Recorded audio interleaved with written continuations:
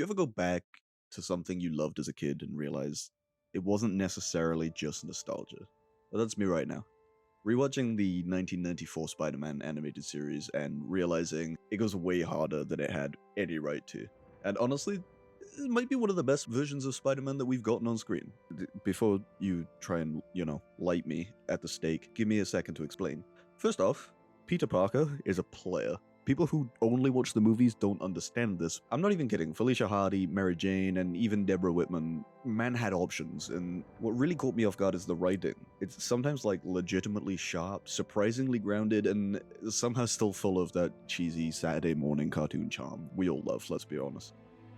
It also remembers that Peter's a photographer and actually uses that in the plot. You see him trying to pay rent, chasing leads, snapping shots mid-battle.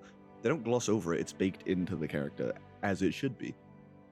And don't even get me started on the quips. This version of Spider-Man, easily the most quotable. Not just in quality, but in quantity.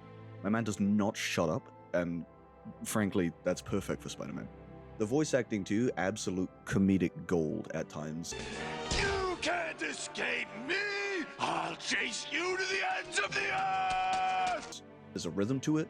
It's like old radio drama crossed with comic book. It's theatrical but never boring. There are whole scenes that feel like a comic book panel brought to life. Visual freezes and frame dramatics somehow works without making it feel cheap.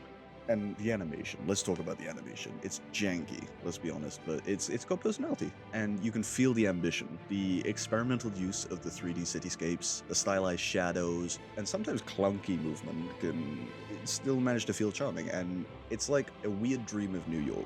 It's a different version that only exists in comic books and VHS tapes. And let's talk about the villains. Chef, Kiss. They all get proper introductions. Maybe not all, maybe that's an exaggeration. Majority of them get proper introductions. You get a real sense of who they are before they transform, which makes their fall feel earned. Hell, J. Jonah Jameson hates Spider-Man so much, he literally funds the creation of the Scorpion just to take him down. My man got levels. And the show doesn't forget the mechanics of Spider-Man either. His web shooters, his extra web bags, the limitations of his power, they all come into play. You know, it's storytelling with consequences. It makes Spider-Man feel grounded. And here's what really hit me on the rewatch. This Spider-Man feels isolated, not sad, not emo, just genuinely alone. And he's a kid trying to do the right thing, even if no one's clapping or, praising him for it. That friendly neighborhood vibe is strong here, and honestly, it's something that the newer versions are kind of missing. And yet, the world around him still feels big. He name drops the Human Torch, Wolverine. There's a quiet confidence in the world building. Like, he knows he's a part of something larger, but he doesn't need to shove it in your face.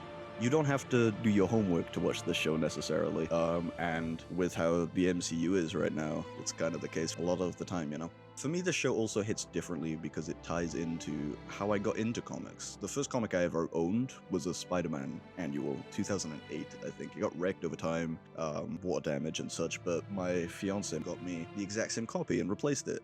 One thing the show doesn't get enough credit for is it's not just villain of the week. There's the overarching narrative, long threads that slowly pay off, like the Venom arc, which is brilliant, but it also dream sequences around it, straight up visual poetry, surreal, moody, eerie as hell. It's so good. And yet, you get a glimpse of Peter's temper even before the symbiote shows up, little cracks in the mask. It adds depth, and a lot of modern versions gloss over that.